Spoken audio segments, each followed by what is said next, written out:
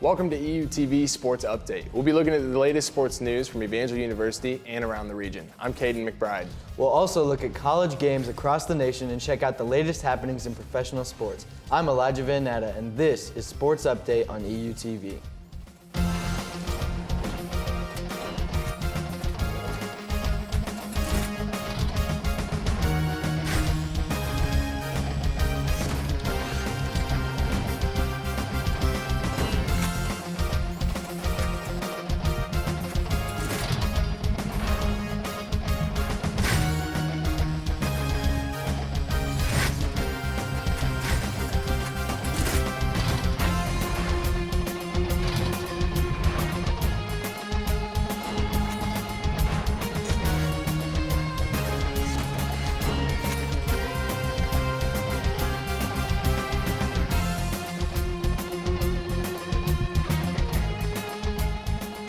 Elijah, we have a lot of big things to look at today. Not only some hockey, but even the end of March Madness, some championship games going on there. But what are we looking at for Valor? We got some track, softball, baseball, and some tennis to look at. So a lot of Evangel sports to look at today, and I'm sure everyone is excited to hear how March Madness turned out. So of course, let's hop right into it. On Saturday, Valor Track and Field competed in the David Soonram Gorilla Classic in Pittsburgh, Kansas, hoping to continue their strong outdoor season and earn some more national qualifiers. Evangel's men had a great competition, with Alex Richardson leading the charge, earning the NAIA A standard in the discus event. The women were no different, with April Phillips leading the charge for the women. April qualified for nationals with a standard in the high jump event. She also broke the school record along with it. Skylar Adams also had a notable performance, breaking the school record in the 1,500-meter run. The Valor softball team took on Sterling College in a doubleheader in Kansas on Saturday. The Valor showed up ready to take on the Warriors. In game number 1, Evangel managed 4 runs in the first inning, with great performances from Kenna Mayfield, Ansley Leviathan, Carly Romanes, and Megan Stone. The Valor managed a run in the 2nd and 5th inning, taking the score 6-0. The Warriors had no response, leaving game 1 a 6-0 win for Evangel. In the second game, the Valor came in with a strong offense, taking a 2-0 lead in the first inning, with great performances from Phoebe Gardner and Danielle Cutbirth. The Valor managed to score 2 more runs in the third, taking the score 4-0 over Sterling. The Warriors could not manage to find their rhythm, and the Valor took advantage of that, scoring more runs in the 5th and 7th inning, claiming a 7-0 win over Sterling. On Saturday, the Evangel baseball team took on the Sterling College Warriors in a doubleheader to end their 3-game series. The first game, both teams showed out, evenly matched, keeping the competition close. Sterling opened up with a run in the first inning. However, the Valor tied the game when Isaac Miller worked a walk and scored a single from Taylor McLeod in the second inning. Sterling scored a trio of runs, taking a 4-1 lead. Evangel scored another run in the bottom of the second, thanks to a home run from Jeremy Vickers. In the third inning, Evangel tied the game 4-4. Sterling managed a run in the top of the 6th, and Evangel matched their run in the bottom of the 8th, tying the game. Neither team could score in the 9th inning. In the 10th inning, Riley Mitchell was hit by a pitch. Taylor McLeod hit a sacrifice bunt to advance Mitchell all the way to third. Mitchell was eventually brought home by Brooks Atsby, winning the game 6-5 over Sterling. In the second game, both teams struggled defensively. The Valor scored 7 runs in the bottom of the first inning, and Sterling responded with 6 in the top of the second. Each team went back and forth throughout the game. They eventually tied it up 11-11 in the 6th inning. Sterling scored a pair of runs in the 7th inning, taking a 13-11 lead over the Valor. Evangel could not generate any offense for the rest of the game, ultimately falling to Sterling 13-11. Valor men's tennis competed in Kansas on Saturday, looking for a victory over the McPherson Bulldogs. The Bulldogs had some bite with their bark, as they didn't allow for a single win for any of our Valor athletes. Luckily, on Sunday, when Valor faced off against Friends University in Wichita, Kansas, they brought back their winning ways, taking the Falcons down and only allowing for 1 win against our Valor. This is Valor men's tennis' 6th win of the season, and a great one at that. Well, we had some great performances from our Valor athletes this week. It was awesome to see. Our track is consistently breaking school records, but also getting NAIA A standards and qualifying for nationals. That's just awesome to see. Yeah. Excited to see how they do with the rest of the season, and excited to see how they do in nationals for sure. That's been every week too. Consecutively, they've been just hitting records, breaking them, and just great performances all around. So it's really cool to talk about, but also see them do that. I think softball really impressed me this week, though. I mean, when they went against Sterling in both games, not only scored a good amount of runs, but didn't let Sterling score at all. So they really found their rhythm, and it was awesome to watch. So very proud of those athletes for sure. That is pretty crazy. We love to see performances like that out here, especially from our softball, baseball athletes who have had a little bit of a rougher start of the season this year, but it's good to see it all picking up for sure. So coming up next, I'll be here with Evangel track and field athlete Aaron Rice to talk about the track season. And later, we'll take a look at the championships for March Madness. Stay tuned.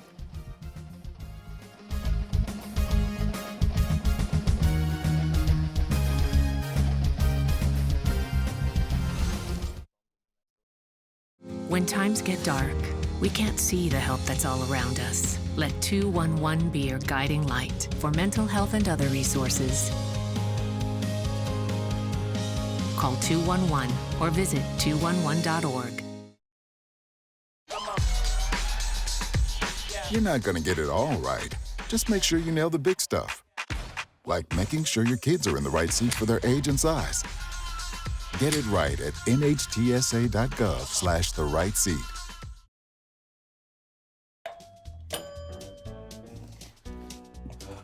What a disaster. You're a disaster.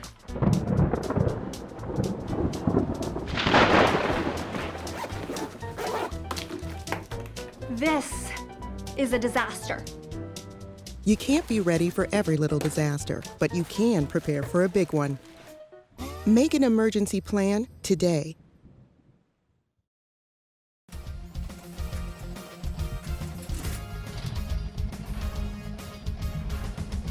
Welcome back. I'm here with Evangel track and field athlete Aaron Rice. Thank you, Aaron, for being here with us today. For sure. How did your journey at Evangel begin? It was my junior year of high school. Coach Sock was a student teacher at my high school, and he was student teaching my track coach at the time. And while he was doing recruiting, he asked my coach about any male athletes that he had that might be interested, and he gave him my name. Okay. And so that's kind of where it all started. Yeah. So he asked you about coming to Evangel specifically? Okay, Yeah. cool. How has the track and field season gone so far? It's been really good. I really couldn't have asked for a better season to start out with in college. Any highlights of the season you want to talk about? Or? I've hit a few PRs the past 2 meets, and I wasn't really expecting to PR coming into the season. Yeah. So, What were those? I hit 21 feet at 2 meets ago, which was I was very happy about. Yeah, 21 feet. That's high jump? Long jump. Long jump. Okay, cool. That's awesome. Yeah. So you compete in long jump only, or? I used to do triple jump, but we'll kind of see if I continue with that or not. Okay, for sure. So what made you interested in doing long jump? It kind of started in 7th grade. I kind of knew I wanted to give it a shot, and I turned out being not too bad at it, so. So you've been doing it for a while then? Yeah. Is that what you did all through high school? Yeah. Okay, cool. Cool. So how do you prepare for some of your events? Train? What is the training practice like? Practice schedule, we do different drills throughout the week to get us our form better, and then whenever it comes to meet day, I start warming up probably about 30 to 40 minutes before the event starts, and then I've always got headphones in listening to music just to get myself locked in. Yeah, pump you up? Yeah. Yeah, for sure. What are some of the drills you do to practice? We do some knee drive stuff, so just focusing on getting our lead knee up when we're jumping. We do a bunch of landing drills into the pit. That way we have the correct form and we're maximizing our distance. And then we do some runway work, so then we're maximizing our speed. Okay, cool. Cool. So what is the rest of the season looking like for you? We've got 3 meets left, including conference, so hopefully I can qualify for nationals within those 3 meets. Yeah. Really, it's just trying to hit that standard, and if not, just trying to PR again. Have you hit the standard yet this season? I've not. Okay. Okay. Cool. Have there been any unique challenges this season that you've had to deal with or overcome at all?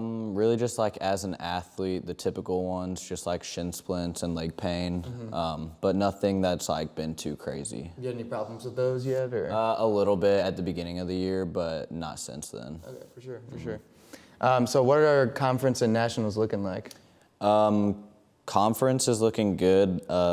For our indoor season, our women placed second, which is the highest we've had someone place in conference currently.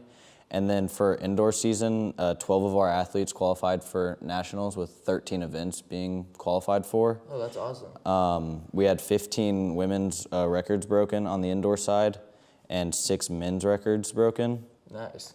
And then for outdoor, we've had 9 women's records broken, and then we've had 2 men's records broken for outdoor, and then 5 have already qualified for nationals. Cool. So is that, have they all reached that A standard you were talking about? Or? It's either A or B standard. I'm not quite sure on which ones they've hit.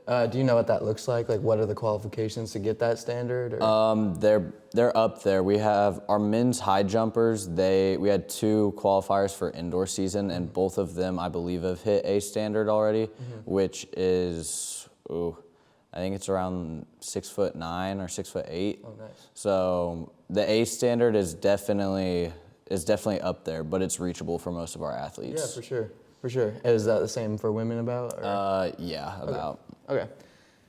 So what does game day with the Maroon Mob look like? We really try to get everyone involved. That's been something that we've been trying to get going since football season.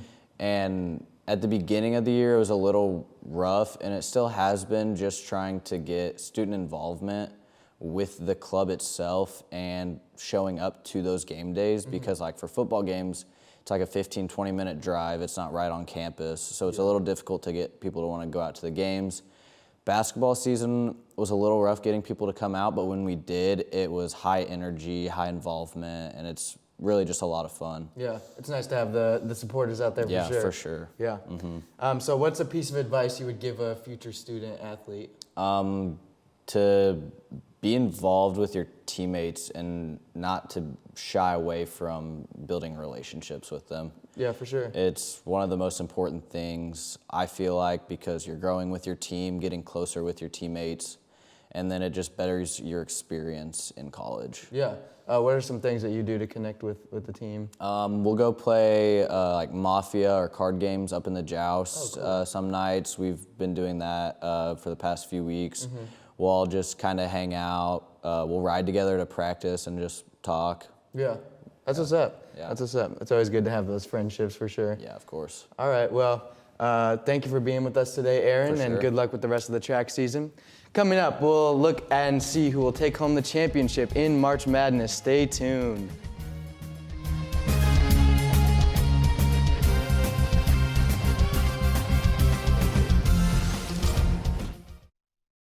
Severe weather can strike anytime, anywhere, but there's a simple way to stay safe. Hey, Jim Cantori here. I stay safe in dangerous weather by planning ahead. You can stay safe too with a few easy steps. Build an inexpensive kit with supplies for your family's needs. Write down important information like phone numbers and medications. Always talk with your family, and remember any pets in your planning. Be ready, be safe. Start your plan today at ready.gov/plan. There is a road laid out for me. First night here, but Amy seems cool. Leading down to the river. I am blind, but I need not see. What do you think? I know this road is there for me. If I'm really free, take me down to the river and walk.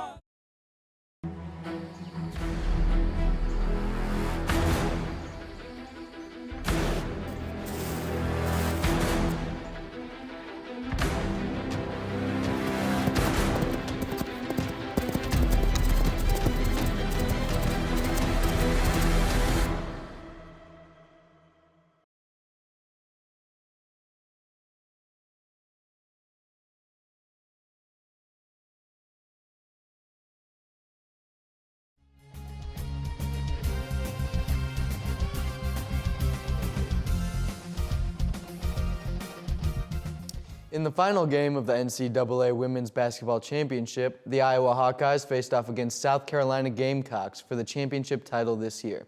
Caitlin Clark, who broke the all-time scoring record for both men and women, was pulling the weight for Iowa, scoring 30 points, but it just wasn't enough to beat South Carolina, who had everyone on the team scoring points to contribute to the win. Though it was a close game, the Gamecocks ended up winning with the final score of the game being 87-75, and the Gamecocks being the winners of the NCAA March Madness Championship. The Gamecocks have a record of 39-0 this season, meaning not only are they the champions, but they went undefeated without losing a game this entire season. Let's take a look at the men's side of March Madness and how this last week played out. On Saturday, we watched the tournament get into the intense Final Four. We saw a lot of competition from both the games. The number 1 seed Purdue took on the 11th seed North Carolina State. A great performance from North Carolina, however, they could not match Purdue's offensive pressure, and Purdue claimed a 63-50 win over North Carolina. We also saw the number 1 seed UConn take on the 4th seed Alabama. Again, the competition was there, and Alabama held their own against UConn. However, UConn kept it up and managed an 86-72 win over Alabama. Then it came down to the final championship game, Purdue versus UConn. These are the teams a lot of people imagined would be here, and they showed out ready to play. After an exciting game, the UConn Huskies managed a 75-60 win over Purdue, making them the first team since 2007 to be back-to-back NCAA champions. Taking a look into the NBA, the Oklahoma City Thunder played the Charlotte Hornets away at Spectrum Center in Charlotte. It was a close game, and despite being short on players due to Shai Gilgeous-Alexander and Jalen Williams being absent, a win for the Thunder, with the final score being 121-118, ending the 3-game losing streak. Aaron Wiggins led the Thunder for points, scoring 26 points. The Thunder head coach said that this week has been a valuable one, and he believes a lot of players gained confidence that he hopes to maintain through the rest of the season. On Sunday, the Anaheim Ducks took on the St. Louis Blues at the Honda Center in California. The Blues opened up the first period with a goal from Zach Bolduc. The Ducks eventually got on a board with a goal from Nikita Nesterenko. The competition felt even as the teams went back and forth. Eventually, the Blues would take the lead again when Matthew Kessler hit a wrist shot to score, and the Blues held the lead for the rest of the first period. In the second period, the Ducks managed to tie the score again. However, the Blues found their rhythm, managing 2 goals before the end of the second. The Blues kept their momentum into the third period, while the Ducks trailed closely behind. The third period was left tied 5-5, sending the game into the overtime. Neither team could manage a goal in overtime, sending it to a shootout. The Blues won the shootout thanks to Jordan Kyrou with a backhanded goal, a 6-5 win for the Blues. Well, we got a lot to look at. I mean, with March Madness finishing up and some of these professional games, I know for the women's bracket, Caitlin Clark definitely had to be mad about that loss right there. I know, breaking those records this year, she was really hoping on making it all the way and winning that championship. And it was a really, really close game. Yeah. But just wasn't good enough, sadly. And she can be upset about that. I totally see it. But she had a great season. I mean, I don't know somebody who hasn't mentioned her name this year, especially when we're talking about March Madness. It automatically comes up for the women's side of things. So, I mean, she's got to be proud of that. And for sure, she didn't have, the finish she was hoping for. But she's definitely set up good for next season. For sure. And they put up a great fight. So, and then as far as the Thunder game goes, they're missing multiple players. Some of their best players, Shai Gilgeous-Alexander, he's literally the all-time scorer for the season. So, missing him and still winning the game, though they lost the last couple, it's been a good week for them. So. Yeah, absolutely. Well, looking at the men's side of March Madness, we had UConn versus Purdue. Everybody was kind of expecting that from the beginning. Those were a lot of top picks, but it's impressed me that UConn managed another win. They've just been the team to beat. They said it this year, and nobody really could manage over them. So they absolutely killed it, being back-to-back champions. So excited to see how that goes on in the future and if they're able to keep this up or keep their name built up like they have. They put in that work this season for sure, and it played out in a victory, and that's awesome to see for them. I'm sure they're excited. Back-to-back is really, really It's cool. huge. You do not see that very often. So. On the women's side, we had an undefeated champion, and men's side, we had back-to-back champions. So it's pretty cool. We saw some great feats out there this year. It's been a good year for it, for sure. When we come back, we'll have the EUTV Player of the Week. We'll also have your upcoming Evangel games this week. We'll be right back.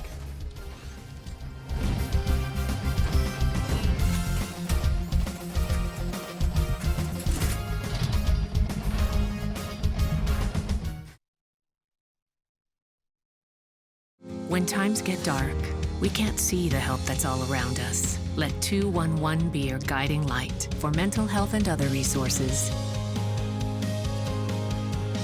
Call 211 or visit 211.org.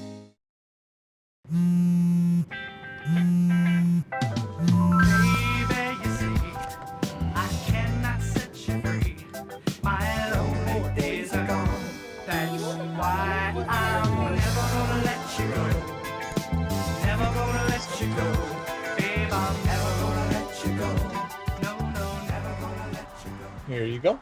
Thank you. Thank you.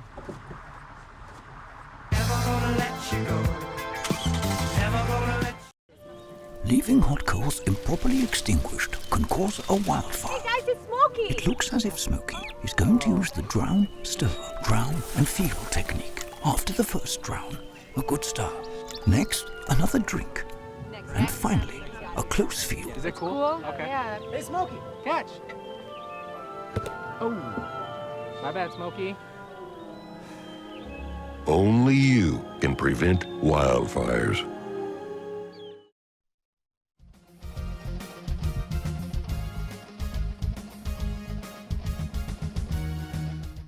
Elijah, what a week we've had for Valley Sports. Some great performances from all of our athletes with tennis, softball, baseball, and even some track and field records broken. So Yeah, it's been an exciting week, and I'm excited to see how our athletes do in the future. yeah.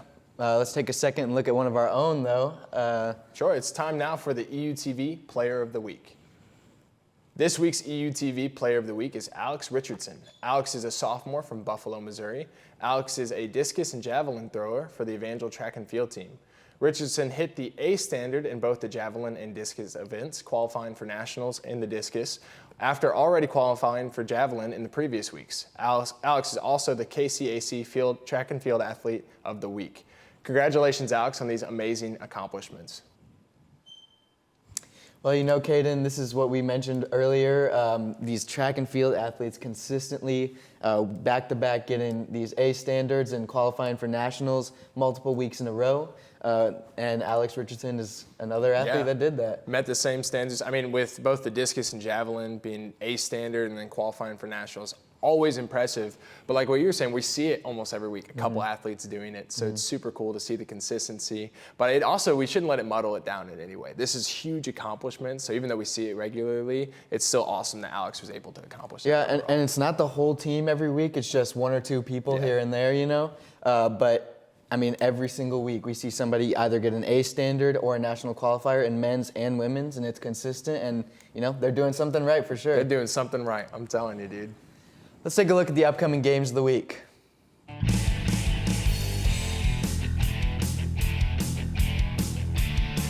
Track and field will be competing Friday in the mule relays at the University of Central Missouri in Warrensburg, Missouri.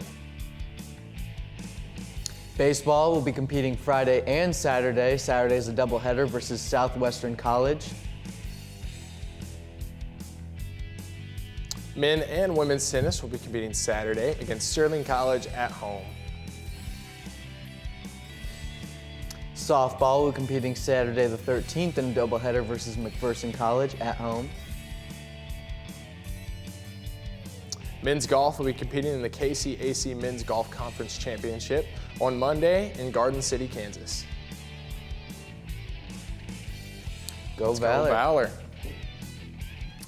A lot of exciting games coming up this week, so I'm definitely excited to see how our athletes perform all around. We saw a lot of championships in there too. Looks like our athletes are going to be making it, so that's pretty cool to see out there for sure. Wrapping up a lot of their seasons. You know, they've had a great year so far, so I'm confident they can finish strong. Yeah, for sure. For sure. Well, that's all the time we have for today for Sports Update. We invite you to check out euvalormedia.com for all the latest Evangel news and media. I'm Elijah Van Natta. And I'm Caden McBride. This is our last episode this season. Be sure to join us next fall as we bring you the latest in sports news. For more information on Evangel Sports, go to evangelathletics.com. This has been Sports Update on EUTV. Thank you for joining us this season.